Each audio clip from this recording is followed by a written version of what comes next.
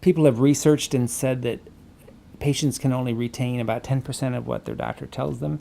And I believe that because I can only retain about 10% of what my auto mechanic tells me or my accountant tells me or any specialist tells me. So I think that's just human nature. You kind of get stuck in a certain path of the understanding and then you can't process the rest. Partly that's because we use Latin terms. We use things that people don't really work with, like we use bone names and things like that. So I try to be alert to that, but I also try to work around that.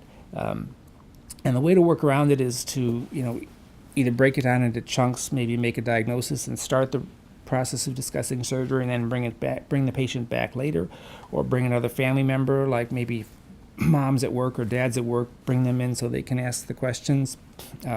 Another way is to, I always give my patients the card with an email on it, and they will often ask questions later, and sometimes they'll have like 24 questions on the email, which is really a pain, but it's still worthwhile. And sometimes the kids, the teenagers themselves will ask questions, and I'm really kind of tickled when I see a 12-year-old who's really thought something through and wants to email me with some good questions, because that's really a sign of a lot of insight and hopefully a good understanding and a good outcome.